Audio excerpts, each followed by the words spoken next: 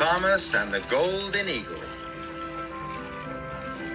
There are many different animals on the island of Sodor. There are deer, cows and sheep, and lots of beautiful birds. One morning, Sir Topham Hatt came to Tidmouth's sheds. "A golden eagle has been seen at Bluff's Cove," he said. "It is a very special bird. Bird watchers are coming from far and wide."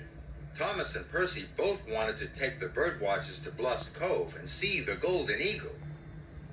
But Sir Topham Hatt chose Emily. "Percy, you are to collect milk from the dairy," said Sir Topham Hatt. "And Thomas, you are to collect stone from the quarry. It must reach Brendam Docks before the boat sails." Sir Topham Hatt left. Thomas and Percy were disappointed. "I wish I was taking the bird watchers," Percy said sadly. "And I wish I could see the golden eagle," puffed Thomas as he set off. Thomas arrived at the quarry. There were freight cars of stone as far as the eye could see.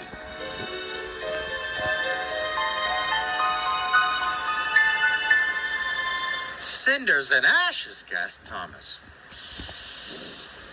But he soon buffered up and puffed slowly away. Thomas had to stop at the junction to Bluff's Cove. Percy was waiting there. They both watched as Emily cheerfully chuffed past. Her cars were filled with happy bird watchers. "I wish I could go up to Bluff's Cove," Percy puffed.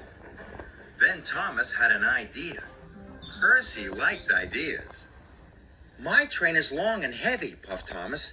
"If you take half of my freight cars to the docks before you go to the dairy, I can go and find the golden eagle." Percy listened carefully. "Then I will collect the other half of my freight cars, and it will be your turn to go and see the eagle." Percy thought this was a grand idea. Thomas shunted his freight cars into the siding.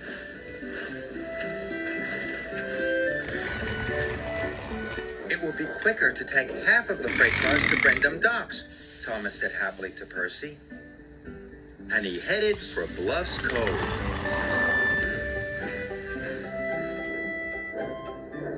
Percy buffered up to the train and puffed slowly away with half of Thomas's freight cars.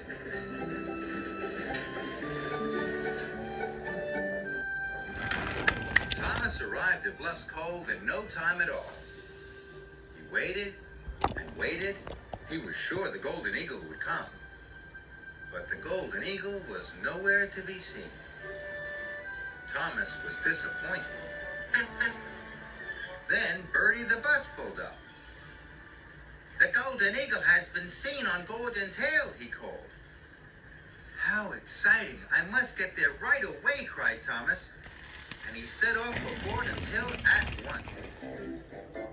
Thomas was so excited about seeing the golden eagle, he couldn't think of anything else. He forgot about the freight cars full of stone. And he forgot about Percy. Percy had taken half of Thomas's freight cars to the docks. Now he headed for the dairy to deliver the milk. He was happy. He'd have time to see the golden eagle. But when Percy passed the siding near Bluff's Cove, he was surprised to see Thomas's half of the freight cars still there. If the boat sails without them, Thomas will be in trouble, worried Percy. Percy decided to help his friend. Percy buffered up to the long line of freight cars. Slowly puffed away.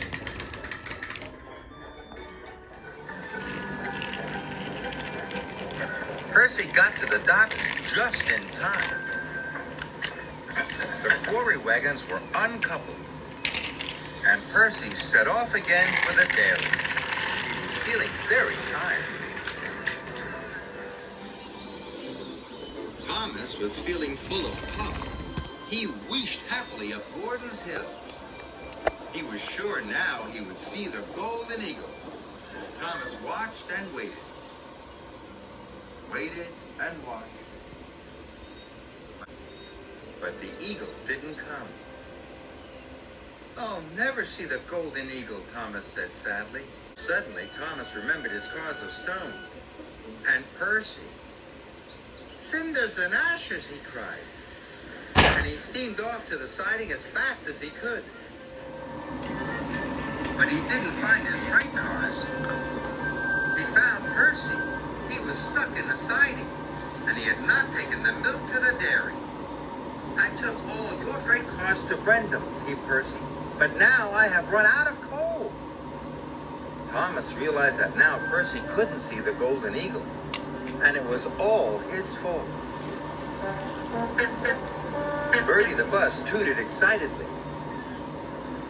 "The golden eagle has been seen back down the line," he called. "Hurry, Thomas!" But Thomas knew what he must do.